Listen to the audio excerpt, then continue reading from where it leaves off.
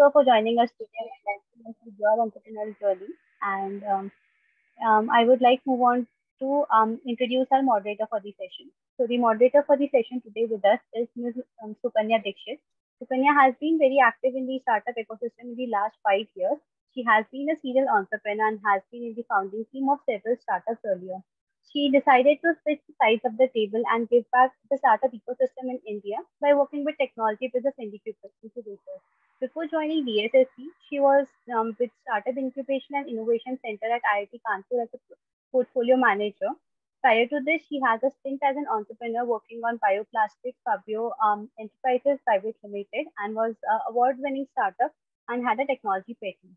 So, with no further delay, I would now handle the lead to Sukanya ma'am for the session further. Thank you for joining us. Thank you so much, Muskan, for the kind words and the generous introduction. And pleasure to meet you here, Amit.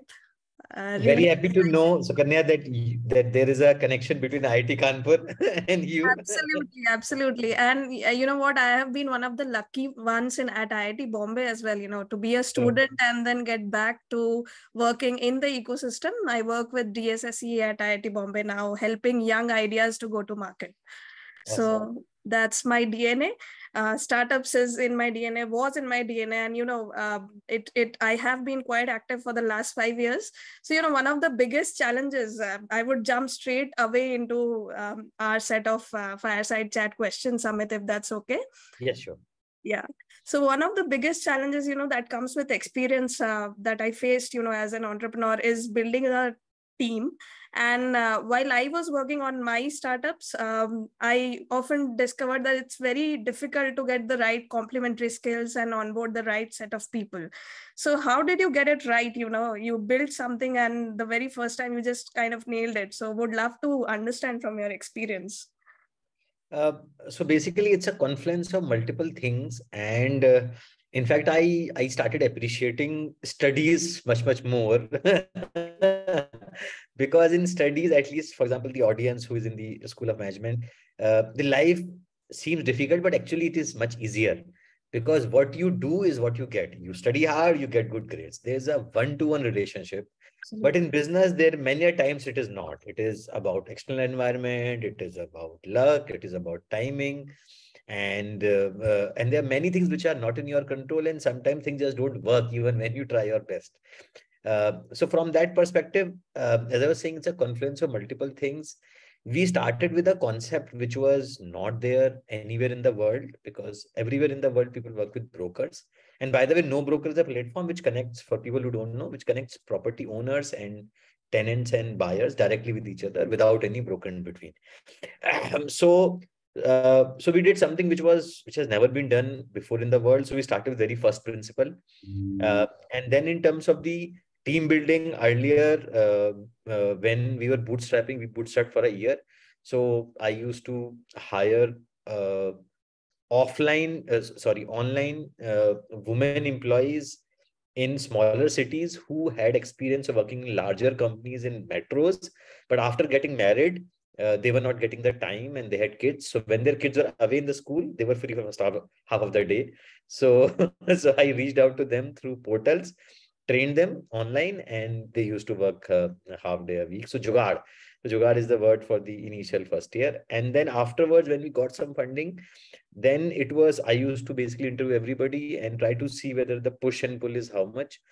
And hiring is always an iterative process. So we kept on doing it, but ensure that the culture remains good. Amazing. That's really nice to hear. And for that matter, Amit, I think many of us in the room today have been ardent users of NoBroker, including myself. I have gone into 2 apartments in Bombay with the help of NoBroker, and trust me, the seamless, amazing kind of flow you've built is really helpful. Thank you so much for that. Very happy to hear it. Just to top it up with connected with the last comment that you made, that culture is very important. So in one of your talks, I saw you had mentioned the importance of transparency to ensure a good culture within the startup. So as a startup, we often face a lot of challenges. Sometimes there's a cash crunch. Sometimes things are not working between founders. So, how do budding startups ensure that their systems are transparent enough and, the employees feel motivated? How does that happen? Uh, so the answer is pretty simple, but also difficult to implement. Simple, but not easy. Right. The solution is simple, which is that allow everybody and anybody in the entire organization to ask you question. So today also anyone, today we have 6,000 employees in NoBroker, but anybody can ask me any question, and actively what I allow is basically anonymous asking of questions, because some people just feel hesitant to put their name and raise hand and ask. So one is to basically be extremely transparent, build systems so that people can ask you questions. And when they ask you questions, be ready that they can insult you, they can demean you, they can challenge you. But if you allow that actively, then slowly a huge amount of trust builds. And people get a feeling that there is a core philosophy that the founder is adhering to. They may not agree with the philosophy, but there's a core philosophy, and that is being consistently adhered. So it's the solution is pretty simple, but it makes you very accountable, and it's difficult to implement. But we have been doing that for past 8 years. So absolutely, it seems to me that founders need to take a lot of answerability, and often, it might be taking some tough decisions, sacrificing for the good of the company. So apart from these, what else can a budding startup do to set up a good culture within their startup? Is there any other thing also you would like to highlight? So it is about what you should do and what you should not do. Right. What you should do is that you should try to hire people for the right reasons. For example, if you are trying to hire a person at a business at a senior level where you want him to be passionate, so in the interview he should be answering about his past job with a lot of passion. Otherwise, Right. you'll not get a passionate person. So whatever you want, aim for that. If you're aiming for a sales guy who can achieve his incentives, see whether he will run after money, whether money is important to him, whether his family condition is such that he needs money. So try to make sure that while interviewing, whatever you're looking for, whatever you want, you basically actively look for and iterate and triangulate it in the interview. Yes. Second is what you should do, what you should not do, or what you should do after you have taken a person. And that is to actively remove people who don't match with your culture. So, for example, if your culture is that you want performers but not jerks, then in Right. case you find a guy who is performing but he is harsh with his team, unnecessarily so, and is mean, you have to fire him even if it costs you business that month. So it's going to be tough, but if you really mean to build a good culture, then buckle up and take that decision. Absolutely. Amazing insights. I think, Amit, whatever you're saying is so relatable. So, and also the thing that you started after completing your bachelor's from IIT Kanpur and MBA from IMA. Obviously, you were the creme de la creme of the students of India, and you happened to work in corporate for many years. So, when did that transition happen, and you were struck with the idea of getting into the startup world? And tell us more about the story. I think all of us are excited to hear that. So I think the reason why I started a startup was because of good salary that I was getting. so I was getting extremely, so I was in consulting, and then I joined a foreign bank. And imagine this foreign bank, this was Australia New Zealand bank. Foreign bank with extremely sophisticated swab office with some fountain in the reception area, and not much work to do because it was all corporate banking, so no physical customers to handle, and a role like a strategy role in which you make some PPTs and that's it, you are done, and some Asia head etc would come once in a while and you just present to him. So it would become us very comfortable, and I started realizing that my way forward, because see, after MBA your instinct is to chase a job which pays high because the media covers high salaries of jobs, and hence your instinct is to chase it. But after you chase it, and after 5 years, and for the next 5 years, you keep on comparing your salary and your designation with your batchmates. That's how everybody does. It's a very natural reaction. Once 10 years passes away, then you feel what a waste of time it is. Who cares? Because out of those 100 people whom you were comparing notes, anyway, you are not in touch with them. You are in touch with them, 5 of them or 10 of them. And that's finally the friend that we have is 5. And then you realize that, hey, and that's a message which I would want to give to the students also. Don't kill yourself over a day zero job. Anyway, the entire batch is going to shift jobs, change jobs within 1 year. It's better to focus on friendships because these are the guys who are going to forward your resume to their companies. So better focus on the friendships. So after 10, 15 years, I started feeling that I have chased salary and I have chased status, but what really would matter is to do something which is challenging and really fulfilling. And it was difficult to take that jump because when you are mid-30s, then you gather EMIs of home loan and then you have kids. So my wife was expecting our kid and she wanted to take a break. My wife is my batchmate from IIT Kanpur. And so she wanted to take a break. But I thought that, and I was in two minds whether I should I should start something of my own. But the way in which I reasoned was that I still have 25 years of work life left in me. And what Right. if 10% of that goes waste? I felt even if 2 years go waste, I still have 90%. So I convinced myself. So everybody tells me that, hey, why did you leave the job? And my thinking was it was an arithmetic decision that 90% is still left. And I would say to this audience who might be 25 to 30 years old, that you have 35 years left. So you just need to give 5% of your entire work life. And in case you are interested, give it a try. So that's the reason why I left my job and took the risk. Amazing, amazing. I think that was really inspirational. And we would all aspire to do that. And Amit, for that matter, I actually did that. I dropped out of my PhD at IIT Bombay, I Wow. think years back. That was a big decision. And I was very persistent. I had exactly the amount of money needed to rent a house for 3 months and Okay. nothing else. And that's when I went to through NoBroker. Definitely brokerage was a huge thing for me to be afford that time. So you mentioned fulfilling and challenging. So I think that fulfillment that you must receive from thousands of people, hiring through your renting out homes through your platform is uncomparable. I mean, you cannot compare any monetary value to it. So thank No, you so you are. much for doing this for us Thanks. again. And one quality that I developed and I saw that it's very important is to be persistent as an entrepreneur. So what, according to you, is the number one quality that an individual aspiring to be an entrepreneur or launching his or her startup should be developed within themselves to be successful? So I would earlier perseverance is of course a very, very, very required quality. Why? Because whatever you are trying to do, you are trying to do it in a very, very unique way, which nobody has ever done in that specific way ever in the entire world or in Correct. the entire country before. You are trying to solve a specific problem in a specific way. So perseverance is important because many of our friends would say that this will not work. Most of the angel investors and investors would say this will not work. So in that case, perhaps the customers are the only decision makers who should say that this will work. Correct. Lately, I have been feeling that apart from perseverance, another quality which is extremely important is optimism. And both go hand in hand because the thing is that and so perseverance and optimism, I don't think they can be separated. Optimism is the input which gives you the output of perseverance. In your mind, you think that something will work out. So you don't have a clear answer as to how it will work out, but you have this inherent optimism कि कुछ तो कर लेंगे, लग तो ठीक रहा है, intuition लग रहा है, data है नहीं country में जो बताएगा मुझे, but fight मारेंगे तो कुछ हो जाएगा. And I think that optimism drives perseverance. Amazing. So I think you really broke into a very difficult market, Amit.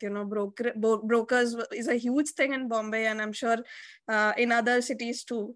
So, if there was one lesson you would want to tell your younger self, what would it be? I mean, while working, on the startup ecosystem and building your own thing from ground up, what is one very important key lesson that you would tell your younger self?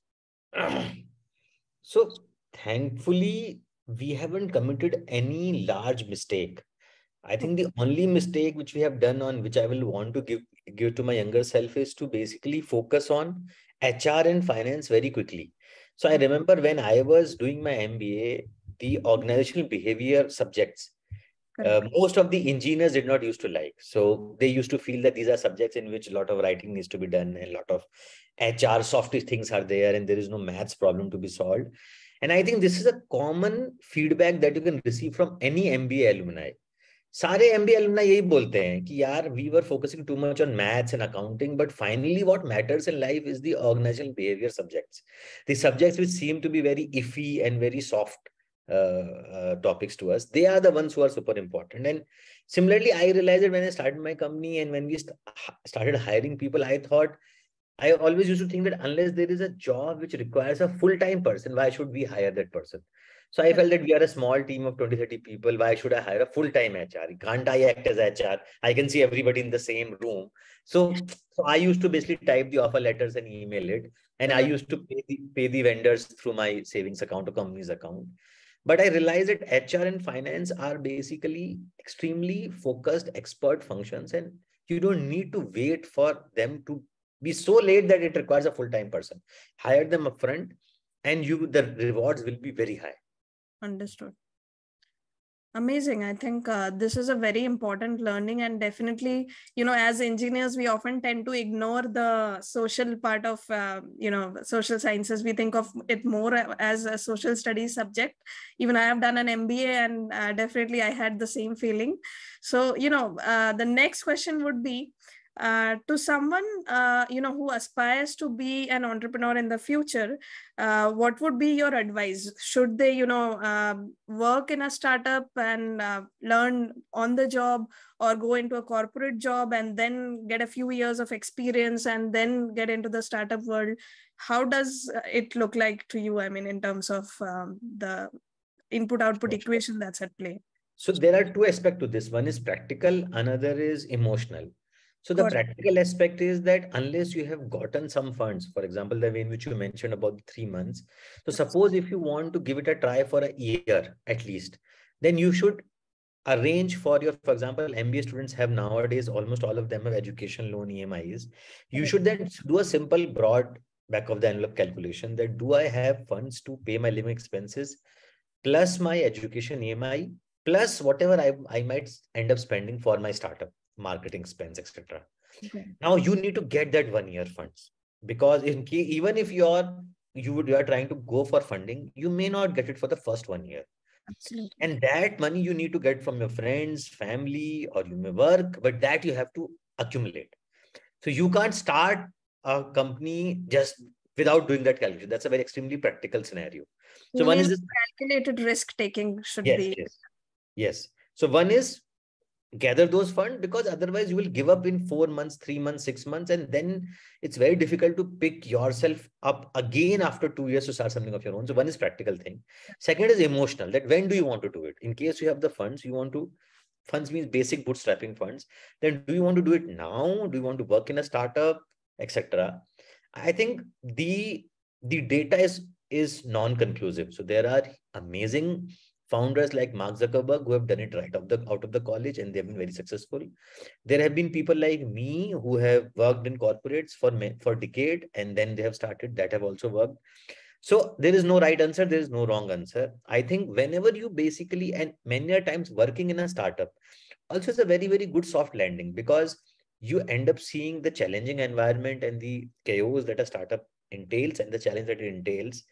And you also get to follow a leader. I often feel that how can you be a great leader unless you have been a great follower first? Unless you have really followed somebody, you have been inspired by somebody, can you really inspire others? So that's my personal feeling. So I suggest that both the options are okay. In case you have financial thing in place, whenever you are feeling the fire, just start. Amazing. And, one more thing, just out of curiosity. So after working 2 years as an analyst at Cognizant Solutions after your BTech, what made you realize that MBA was the thing that you should be taking up next? Was it, I would like to know the inspiration behind the MBA as well. So I wouldn't pretend as if I knew much about business or MBA, but I basically felt that I think a typical approach was always to go for something which is tougher. Why I am doing it, I am not sure I was clear. I think I felt that software coding is something which everybody is doing.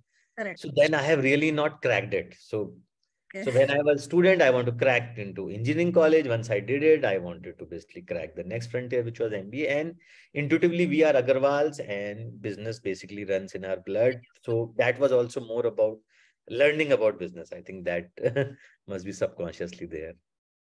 Amazing, amazing. So how did you see your startup idea before you were even, executing it? And how did you deal with all of that self-doubt? Like you said, investors tell you that, this is not going to work.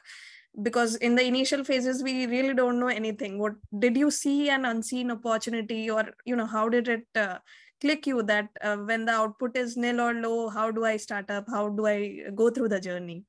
So, yeah. Yeah, great question.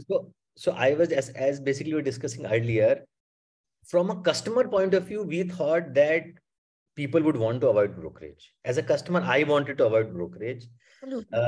But when we looked around, there was nobody in the entire world who was doing it. So investors were like, hey, why isn't such a company existing in US? Why isn't there such a company existing in China?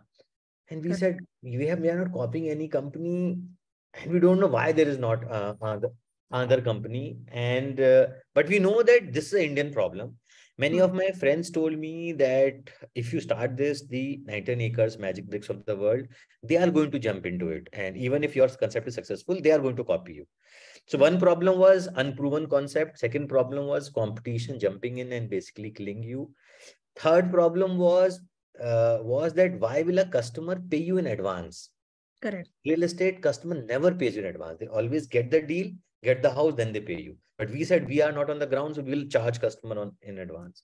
Third was how this has never been done anywhere in the entire world. Nowhere in the world customers pay for real estate before they do the deal. So these three were main objections, and we did not have satisfactory answer for any of these questions. That is true. But what basically we thought is that as far as logic is concerned, as far as customer problem is concerned, that seemed real. Yeah. And as I said that I believe in a concept which is basically an irrational sense of optimism. So what I mean to say is that yes, you are optimistic, but there is never enough data to prove that what you are going to do will work, because nobody has worked in that procedure ever before. So we just basically, what I assumed was that, okay, we will just keep on focusing on it. I spoke to lots of customers. Those customers said that, yes, we want to avoid a broker. Right. Then I said, okay, let's just pursue it. And unless I am proven wrong by the customers themselves, let's not listen to anybody else. Absolutely. So Amazing. So that's the best kind of inspiration, I think. Customer discovery is one of the major components of what we do at Ideas program as well. We start with minimizing the risk using customer discovery. So that's a very important learning. And thank you so much, Amit, for highlighting that. The next question, Amit, would be, it has been quite a while since NoBroker has started up, and it was launched, I think, a few years back. So have the notions of leadership and management changed somewhat now, or, have they remained consistent over the years? How has it been? So now, just to give broadly numbers, we have cumulative 2 crore customers today. We add 75 lakh new customers per year. We have raised around 3,500 crore of funding till now. And yes, our valuation is now basically past $1 billion. So more of 7,000, around 8,000 crore. And we are saving thousands of crores of brokerage every year, and which gives the most satisfaction rather than any other parameter. From the management and from that perspective, I think there is a sea change. So in the first year of starting my company, I used to think that I will do everything. I used to think that we'll hire junior guys, and of course, what is going to be my value add? So I'm going to decide everything because I was by bootstrap for a year, so I took every micro decision. So I assumed that I will do everything. Well, I will hire junior guys. I'll instruct them to do everything. It never occurred to me that I will hire somebody else senior and I will give him a part of the business and will just give him that baby and will not intervene. Correct. So it never occurred to me, but I happened to basically hire a person, a senior person. I gave him some portion of the work. And then I was just amazed because I felt now there is one more Amit. Correct. And because I then found a person, he was another Amit who used to argue with me, debate with me. And then I felt, hey, great. So there's a person who is passionate and who is putting up a fight and who wants to do good in this. Okay, if some mistakes are committed, that's fine. So then I started basically hiring sharp people and started basically giving them accountability, a lot of accountability. And today I do nothing. Half of my day is just free. I do very little work. It's basically, we have hired lots of entrepreneurs. They were entrepreneurs not before, but in their mind, they're entrepreneurs today, and they handle independent parts of the businesses, and they run them extremely independently. And it gives me even more satisfaction seeing them enjoy that process. Amazing, amazing, Amit. I think essentially whatever we learn in the MBA business schools are being captured in a half an hour. It's a mini MBA capsule course. I can say that it's the power of decision making and decentralizing the whole decision making process is something that you highlighted just very beautifully. So we have often seen startups offering innovative solutions to real life problems, but over here it's very difficult to make people change their habits and adapt to using the creative solution. It's a very complex process. You have to talk to people. You have to do a lot of pushing your strategies. So, how did NoBroker bring about a change in the habits of people? Because it was a habit in Bombay that people used to trust brokers for renting apartments. So was it difficult or how easy was it? So I will tell you an incident which is not related to NoBroker. So I basically, once I was on an airport or I think on a road, I saw a sadhu, basically one with big hair and wearing Gerua Vastra. And he took a phone out and he ordered Uber. And Uber came. And I felt, man, basically as long as the convenience is there, as long as the financial incentive is there, people are going to learn technology and are going to use it. And same thing I saw with my parents also, how they basically learned starting using Facebook and WhatsApp and so on. So I think what we also saw the same thing. For example, I assumed when I started NoBroker that our app will be used by middle to upper class. Correct. Because they are more educated, they know how to use the platform, etc. But I am completely wrong. Even today, majority of the properties, see, anyway in the country, majority of the properties are basically across sector, and the pyramid is bigger at the bottom. And that is exactly how NoBroker platform is right now. So it's exactly pyramidical in terms of usage. And I never imagined that a 5,000, 6,000 rupee houses will come in such a large quantity on NoBroker platform. So despite it being in English language, but there has been no challenge. And so I think Indian customers are extremely value sensitive, and they can catch glimpse of where the value is and they learn. So I think it's amazing approach of Indian customers. So once you build a startup in India, you can build a startup in any part of the world. Yes. Amazing, Amit. I think I'm truly enjoying the interaction and learning a lot from you. I'm going back and writing all of this. So, my last question would be that while working, did you get this idea very early on while you were working, or what was that gap between gestation between ideation and actually incorporating and executing those ideas? And did you use any kind of frameworks to plan this out? And basically, I want our audience to have more clarity on implementing their ideas. So if you have a few pointers on that, it would be great, Amit. Sure. So I will take the question other way as to what are the common mistakes that you can do in terms of when you are doing it, because otherwise it's straightforward that you look at your own personal life, you look at the problems that you are facing, and then you find a solution which you think will help you and hence many more customers. And that's how you basically remain optimistic about that solution. I think the common mistakes that people do is, one is market size. That people pick up a problem which is true, but the market size is small. For example, if all the customers start using it and they start paying you, the revenue would not be in thousands of crores. And unless the revenue is in hundreds and thousands of crores, you should not be looking for VC funding. You should be doing bootstrapping, because they are not going to fund a business which is going to earn, which has the potential to earn less than 100 crore of revenue. So I think one big mistake, of which many of my IM friends have also done, is basically solving a problem because they like that problem, but they did not bother to calculate the market size which is available. One is that problem. Second is, when you start, you are so excited about seeing it and doing it that you roll it out across the country, or you roll it out across the city. But I would say, if you are an entrepreneur, don't even do it for entire Bombay. Do it only for Powai, or do it only for Ghatkopar. Take a small sample set Or if you are doing a B2B business, don't do it for entire world. You do it for one geography so that your marketing expenses are limited, your ROI is higher on the money that you are spending, and your understanding is also swifter. That's a second mistake that I have seen people doing. Yeah. Okay. So did you also start locally? I mean, how was it? Yes. So what we did was, one is that we calculated the market size first, and of course, roti kapda makan is large market size. So our problem was not market size, but the competitive intensity and the unproven concept. And what we did was that we went to a mall, because we felt that our friends are giving us biased answers. The friends who because most of your friends are basically acquaintances, and they don't say to your face that your idea is useless. So they will be nice to you. They will say, hey, great thing that you are doing, you are being an entrepreneur, we wish that we could also be so courageous. So they will give that general sahanbhuti and support, but that's not what you require only.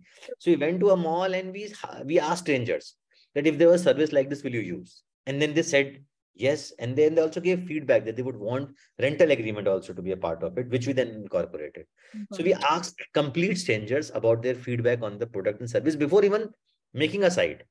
If a service like this exists, would you buy it? Would you pay for it? How much will you pay for it? So one was basically this thing. Second was that when we launched, we took only one city, which was Bangalore. So only one city, we just focus on one city. And today also, after 8 years, and after becoming so big, otherwise, we are only into 6 cities. And investors, they scratch their hair. Why we are only into 6 cities? Why we are not in the pan India? But we say no. When you are into lesser cities, you can make those customers happier rather than just chasing vanity metric and making investors happy. I agree. So thank you so much, Amit. Again, I mean, I have so many questions burning at the top of my head, but I don't know how. Is there any question that students would like to ask? I would love that. Yeah. There are a few questions on the chat. Muskan, would you like to take these questions, or should I go ahead? Yes, if you want, you can go ahead with me. So one of the questions, I think Roshan has a question, that is it true if you do an MBA from reputed IIMs, you get funding earlier? Because it's super clear that for being an entrepreneur, it is not necessary to compulsorily do an MBA, but it helps. I know. What are your takes on this? So this is not true. I will tell you the advantage of being from IIT or IIM. The advantage of being an IIT from IIM is that it is easier to get meeting with the investor. That is true. But if you look across today, for example, Paytm founder Vijay, he's not from any famous institute, and look at the largest IPO that he ever did. So what happens is that as long as you can prove it to the investor that you are passionate, you are crazy about this idea, and you can answer his questions at least deeply enough, whatever you know. And as long as your proposition has its value and some customers are going for it, he's going to go with you. Right. So degrees are only a filter which helps you marginally to get meetings, nothing more than that. Because what is happening is that today, the people who apply, who basically want to become an entrepreneur, they are in thousands and hundreds of them are IITians and IIM graduates. So it has stopped becoming anything of importance. Now, the importance is about your idea, about your current traction. So that has some advantage, but not much. Absolutely. Agree. So, anonymous attendee asking right now, I have a very good idea. I strongly believe that it works as it is not there in the market, but I'm in the middle of academics. Is it a good idea to postpone working on my startup for 1 or 2 years? Will there be a risk of someone else to do it? See, now this is a tricky thing. Now it depends what type of values you have or what type of aggressive stance you have. There are people like Mark Zuckerberg or Apple founder, or to some extent even Rahul Yadav from IIT Bombay, who did not complete his graduation or post-graduation, left it in between. That's also a way that people have done. But there is also another thought which basically says that if you complete your degree, then you have some option to fall back to in case you fail, and hence you are taking lesser risk than what is required, and hence you are being a calculative risk taker. So there is no right answer. There have been cases of success both ways. Depends upon you.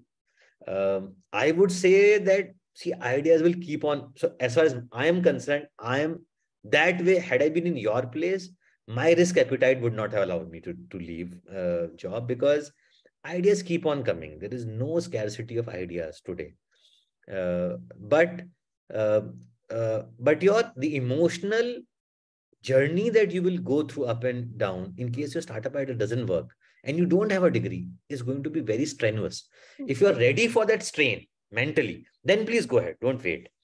But if you and your family are not ready for that strain, then perhaps it makes sense to bag a degree, secure your future, and then the entire life is there. So there is no right or wrong answer. Amazing. So Suyash is asking, what was the process of experimenting with pricing strategy? As this was a completely new concept, it must have been hard.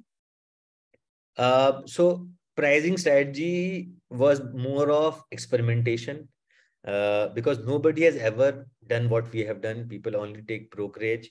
So what we had to do was we have to charge a flat fees, 2,000 rupees.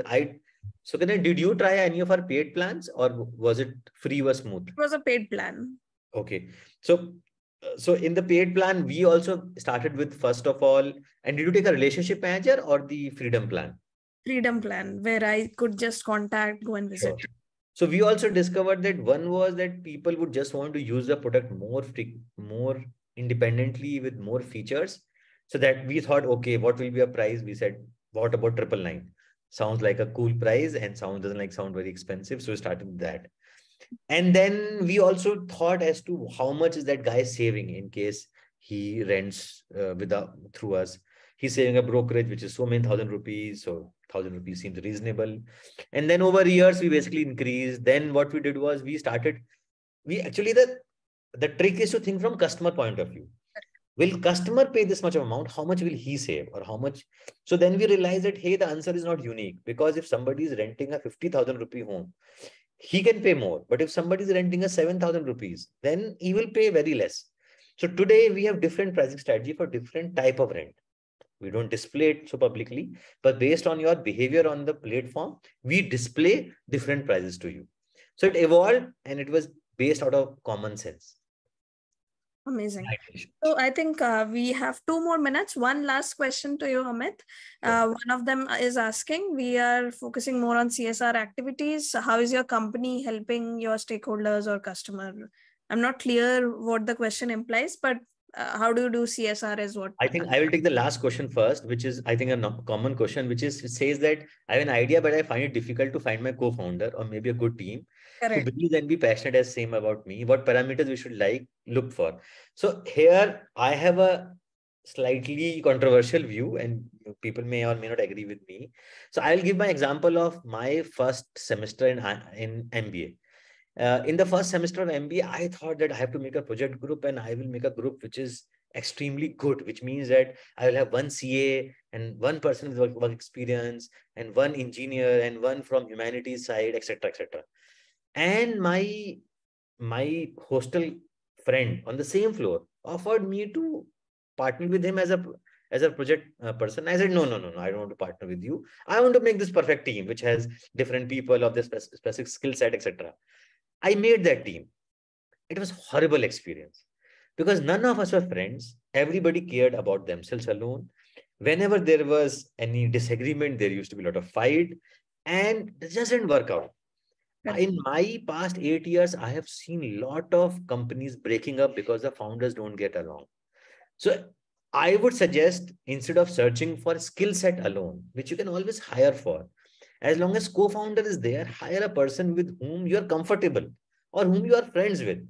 That I would give very high weightage because you are anyway venturing into something which nobody has ever done before and you need to figure it out, right? It's from first principles.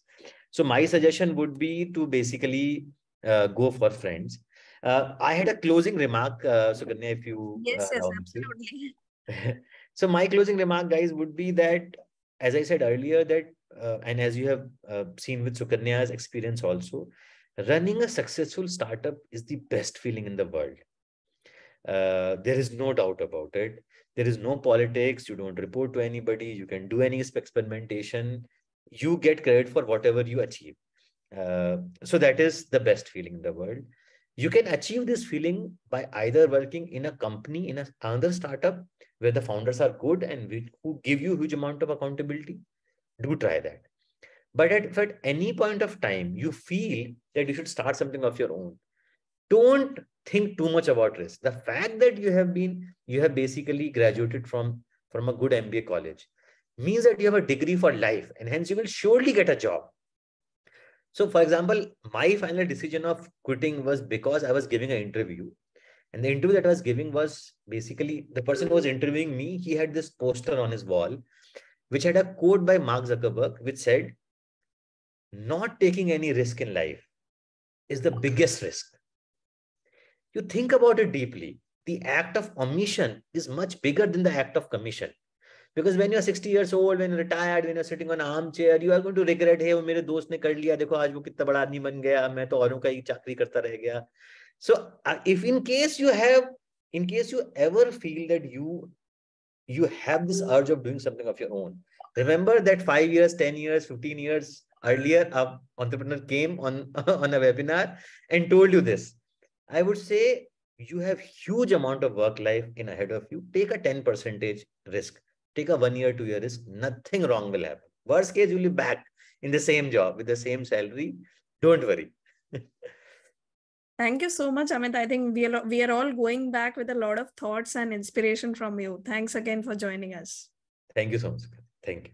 Thank you, Amit sir, for joining us today. I think, like me, every one of us is present here could draw some learning from this session. And thank you, Sukanya ma'am, for taking out your time and driving this session with the wonderful set of questions that we had. Thank you so much. Thank you, Muskan. Thank you. Hope to stay connected. Sure, Sukanya. Sure. Thank you.